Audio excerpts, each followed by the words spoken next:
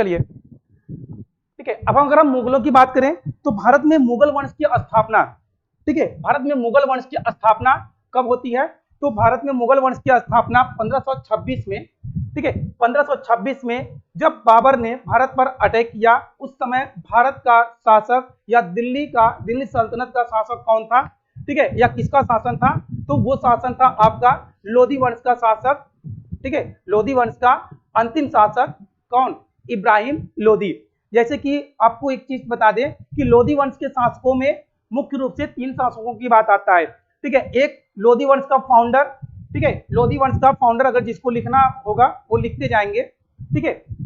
तो लोधी वंश का फाउंडर, तो लोधी वंश का फाउंडर कौन था? बहलोल लोधी, ठीक है। नहीं याद रहेगा तो इसको एक बकलोल के हिसाब से याद रखेगा कि जैसे लोधी वंश का जो शासक था वो काफी बकलोल था, ठीक है। तो बकलोल से बहलोल लोधी जो लोधी वंश का फाउंडर यानी कि संस्थापक था। उसके बाद बहलोल लोधी के बाद दूसरा जो लोधी वंश का शासक बनता है वो होता है कौन? सिकंदर लोधी, ठीक है। तो बहलोल लोधी और सिकंदर लोधी से केवल 2 ही क्वेश्चन बनते हैं आपके वनडे एग्जाम में या किसी भी तरह का आपका एग्जाम हो, ठीक है। तो वहां से केवल 2 ही क्वेश्चन कि लोधी वंश का फाउंडर या संस्थापक कौन था, तो आपका आंसर होगा बहलोल लोधी।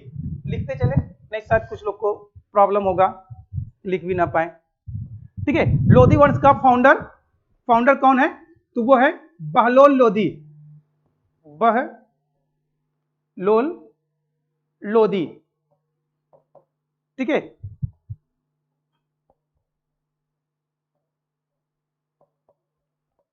बहलोल लोधी कौन था? लोधी वंश का संस्थापक था यानी कि लोधी वंश का फाउंडर था। उसके बाद दूसरा जो लोधी वंश का शासक आता है वो आता है कौन? सिकंदर लोधी, सिकंदर लोधी, अलेक्जेंडर लोधी, ठीक है। सिकंदर लोधी से रिलेटेड केवल एक ही क्वेश्चन आपको पूछा जा सकता है और पूछा भी गया है। वो क्वेश्चन क्या है कि आगरा शहर की स्थापना या आगरा शहर की स्थापना कब और किसने किया था? तो आगरा शहर की स्थापना इसी सिकंदर लोधी ने किया था, ठीक है। सिकंदर लोधी ने किया था कब? 1504 एडी यानी कि ईस्वी में, 1504 ईस्वी में सिकंदर लोधी ने आगरा शहर की स्थापना की। और इसके बाद आता है अगला शासक हमारा कौन? इब्राहिम लोधी, ठीक है। ये लोधी वंश का अंतिम शासक होता है इब्राहिम लोधी, जिसके शासन काल में भारत पर किसका अटैक होता है? बाबर का अटैक होता है, एक तुर्क का अटैक होता है, ठीक है। तो जब भारत पर बाबर का अटैक हुआ था, ठीक है, तो उस समय दिल्ली सल्तनत का शासक कौन था या भारत का शासक कौन था? तो नाम आएगा आपका इब्राहिम लोधी, ठीक है। इसी इब्राहिम लोधी को पराजित करने के बाद बाबर ने भारत में मुगल वंश की स्थापना की, ठीक है। भारत में मुगल वंश की स्थापना बाबर ने किस युद्ध के बाद किया? तो पानीपत के प्रथम युद्ध, पानीपत का जो प्रथम युद्ध होता है 1526 में, इसी युद्ध में बाबर ने भारत में अपना अधिकार स्थापित कर लिया, ठीक है। भारतीय साम्राज्य पर अपना शासन स्थापित कर लिया, ठीक है। इस युद्ध में पानीपत के प्रथम युद्ध में, पानीपत के प्रथम युद्ध में इब्राहिम लोधी को युद्ध भूमि में ही, ठीक है, ये बहुत ही इंटरेस्टेड क्वेश्चन है कि पूरे मध्यकालीन भारत के इतिहास में ये ऐसी पहली घटना हुई कि किसी के युद्ध, किसी को या किसी राजा को या किसी सुल्तान को या किसी बादशाह को युद्ध भूमि में ही उसके सर को धड़ से काटकर अलग कर दिया गया हो। तो ऐसा करने वाला कौन था? बाबर। किसके साथ किया? इब्राहिम लोधी के साथ। किसी भी तरह का माफीनामा नहीं, किसी भी तरह का समझौता नहीं, डायरेक्ट क्या किया कि युद्ध में पराजित करने के बाद इनके सर को धड़ से अलग कर दिया। और ऐसा मध्यकालीन भारत के इतिहास में पहली बार होता है। अदरवाइज इसके पहले क्या होता था? या तो वो आत्मसमर्पण कर देते थे, ठीक है, या वो बंदी बना लिए जाते थे, या उनको मार भी दिया जाता था, मगर युद्ध भूमि में ही सर को धड़ से अलग करके ऐसा इतिहास में, मध्यकालीन भारत के इतिहास में पहली बार हमको देखने को मिलता है, ठीक है। तो बाबर ने कब? 1526 में, 1526 में क्या होता है? पानीपत का प्रथम युद्ध, ठीक है, पानीपत का प्रथम युद्ध होता है 1526 में, जिसमें बाबर ने इब्राहिम लोधी को पूरी तरीके से पराजित किया और भारत में मुगल वंश की नींव डाल दी, यानी मुगल वंश की स्थापना कर दी, ठीक है। तो कब से कब तक चलता है? तो बाबर से, ठीक है, ये हमारा स्टार्टिंग कहां से होता है?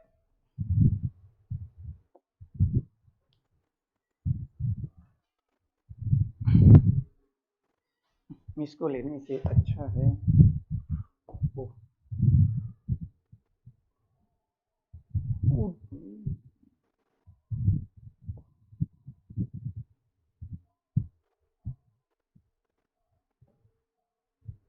बच गया।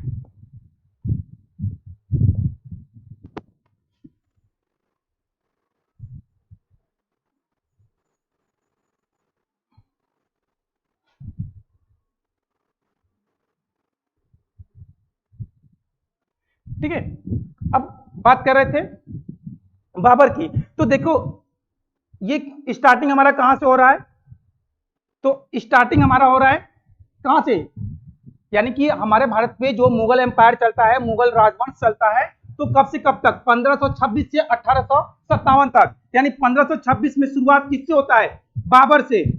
ठीक है, बाबर से स्टार्ट होता है और समाप्त कहां पे होता है, तो बहादुर शाह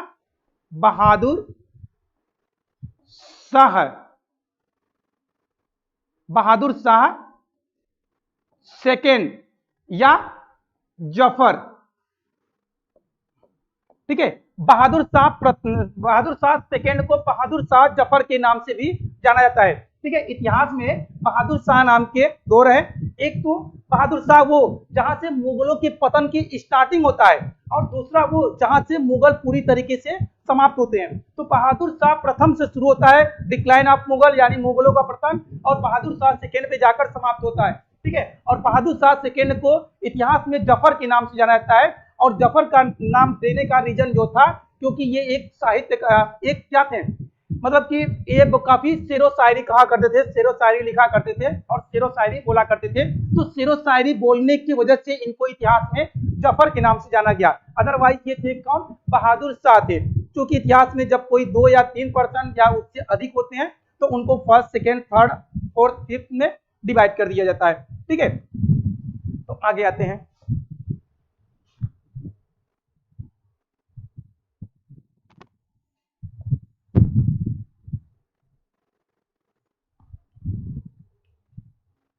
अब देखिए, अगर हम डिक्लाइन ऑफ मुगल की बात करें तो मुगलों को दो टाइम पीरियड में डिवाइड कर दिया गया। ठीक है, क्यों, क्योंकि एक तरफ अर्ली मुगल पीरियड, यानी कि प्रारंभिक जो मुगल थे वो काफी योग्य और शक्तिशाली थे। ठीक है, बात को समझिएगा कि स्टार्टिंग जो मुगल थे, जो प्रारंभिक मुगल थे, वो क्या थे, वो एक शक्तिशाली और योग्य मुगल बादशाह हुआ करते थे। जबकि हम लेटर वैदिक की बात करें, पोस्ट मुगल पीरियड की बात करें, तो ये काफी अयोग्य और कमजोर सिद्ध हुए। किसकी बजाय, इनके बजाय, स्टार्टिंग की बजाय। ठीक है, जो अर्ली मुगल पीरियड थे। ठीक है, तो इसलिए इसको दो पार्ट में हमने डिवाइड करके दिखा दिया। तो अगर हम इसमें अर्ली मुगल पीरियड की बात करें, शक्तिशाली मुगलों की बात करें या योग्य मुगलों की बात करें, तो वो योग्य मुगल कौन कौन होते हैं, तो वो आपके योग्य मुगल हैं। स्टार्टिंग आपका होगा बाबर से होगा। ठीक है, और अंतिम सबसे शक्तिशाली मुगल बादशाह औरंगजेब पर जाकर ये समाप्त होता है। ठीक है, तो अंतिम सबसे शक्तिशाली,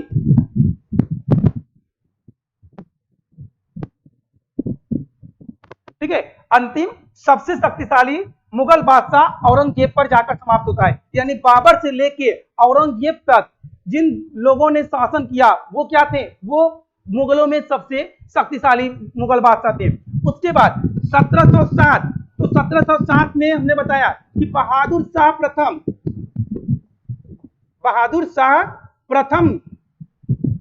ठीक है, बहादुर शाह प्रथम से लेकर बहादुर शाह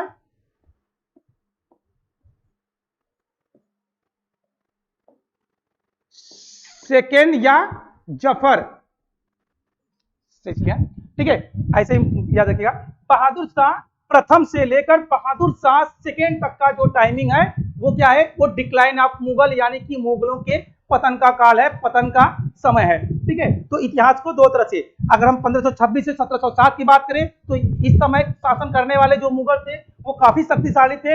1707 से 1857 तक जिन लोगों ने भी शासन किया था मुगलों में, वो क्या सिद्ध हुए, वो अयोग्य और कमजोर सिद्ध हुए। और इसी का फायदा उठाकर हमारे भारत में ब्रिटिश कंपनियों का आधिपत्य स्थापित होने लगा। ब्रिटिश कंपनियां भारत में व्यापार करने की उद्देश्य से आई, पर इनकी कमजोरी का फायदा उठाकर अब वो भारत में शासन करने का विचार भी शुरू कर दिया, और विचार ही नहीं किया बल्कि भारत पे शासन किए, और उस क्रम में अंग्रेज सर्वोच्चता पे रहे। ठीक है, अंग्रेज जो थे वो मेन थे भारत पर शासन करने वाले। ठीक है, उसके पीछे रीजन यही था कि अगर कोई शक्तिशाली मुगल बादशाह रहा होता तो आज भारत में ब्रिटिश हुकूमत नहीं होता, और न सारी ब्रिटिश कंपनियां भारत में आकर इस तरह की चीजें हमको कर पाती, केवल मतलब नाम मत का व्यापार करती और व्यापार करके चली जाती।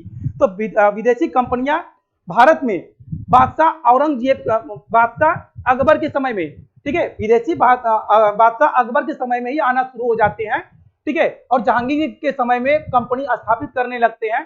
ठीक है, मगर जब तक औरंगजेब था तब तक ये केवल भारत में व्यापार किए, मगर शासन करने का विचार इन्होंने नहीं किया। क्यों? क्योंकि इनको पता था कि मुगल इतनी ज्यादा शक्तिशाली है कि ब्रिटिश ईस्ट इंडिया कंपनी तो दूर की बात है, अगर ब्रिटेन का राजघराना भी आ जाएगा तो भी इन मुगलों को पराजित नहीं कर सकता। ठीक है, तो चलिए आगे नेक्स्ट देखते हैं। अब देखिए, अब इन मुगलों को हमने दो पार्ट में डिवाइड कर दिया, क्योंकि आपके अंदर कुछ लोगों के अंदर होगा कि कौन कौन थे जिनको शक्तिशाली में रखा गया, जिनको योग्य में रखा गया, और वो कौन कौन से मुगल बादशाह थे जो कमजोर और अयोग्य सिद्ध हुए। तो शक्तिशाली की अगर हम बात करें तो शुरुआत हमारा होता है कहां से? बाबर से। बाबर का पुत्र हुमायूं, हुमायूं का पुत्र अकबर, अकबर का पुत्र शाहजहां, शाहजहां शाहजहां क्या सही है, सॉरी, हाँ, जहांगीर, और जहांगीर का पुत्र शाहजहां, और शाहजहां के बाद कौन आता है? औरंगजेब। ठीक है, तो औरंगजेब जो होता है वो शाहजहां का पुत्र होता है। फेस टू फेस वो करने से दिमाग बढ़ जाता है। ठीक है, क्लियर? यानी कि सबसे पहले कौन आता है? बाबर, बाबर का ही पुत्र होता है हुमायूं। बाबर ने 1526 से लेकर 1530 तक 4 सालों तक भारत पर शासन किया। उसके बाद उसका पुत्र आता है हुमायूं जो 30 से लेकर 40 तक शासन करता है। इसी के बीच में हुमायूं और अकबर के बीच में एक और अफगान शासक आ जाता है, शेरशाह सूरी। ठीक है, तो शेरशाह सूरी से रिलेटेड एक क्वेश्चन आप नोट कर लीजिए जो आपके लिए काफी ज्यादा इंपॉर्टेंट है। भारत में प्रथम अफगान साम्राज्य की स्थापना की बात करें, ठीक है, भारत में प्रथम अफगान साम्राज्य की स्थापना की अगर बात करें तो वो कौन था? वो था बहलोल लोदी। हाँ, वो कौन था? बहलोल लोदी। ठीक है, भारत में प्रथम अफगान की अगर बात करें, प्रथम अफगान की स्थापना, अफगान साम्राज्य की स्थापना या प्रथम अफगानी भारत में कौन थे? तो वो थे कौन? लोदी। ठीक है, लोदी क्या थे? प्रथम अफगान थे, और लोदी वंश का हमने बताया कि संस्थापक कौन था? इब्राहिम लोदी। इसको भारत में प्रथम अफगान साम्राज्य माना जाता है, यानी प्रथम अफगान साम्राज्य की स्थापना किसने किया था? बहलोल लोदी ने किया था। जबकि भारत में दूसरे अफगान साम्राज्य के नाम से या दूसरे अफगान साम्राज्य की स्थापना कौन करता है? तो वो करता है शेरशाह सूरी। ठीक है, शेरशाह सूरी क्या है? ये भारत में दूसरा अफगान साम्राज्य था, या दूसरे अफगान साम्राज्य का जो संस्थापक था वो कौन था? शेरशाह सूरी। और शेरशाह सूरी से हुमायूं कोई भी युद्ध जीत नहीं पाते हैं, और हुमायूं की अगर अयोग्यता की अगर बात करें तो वो अयोग्य केवल साबित हुआ था, तो वो शेरशाह सूरी के आगे, बाकी लोगों से तो वो युद्ध में उसको जीत ही मिली थी। ठीक है, शेरशाह सूरी। फिर उसके बाद कुछ समय के लिए 55 से 56 तक आता है हुमायूं दोबारा। ठीक है, मगर इसका भाग्य ने साथ नहीं दिया। कहा जाता है इसके बारे में कि जिंदगी भर ये लड़खड़ाता रहा, और लड़खड़ाते हुए ही सीढ़ियों से गिरकर इसका डेथ हो गया।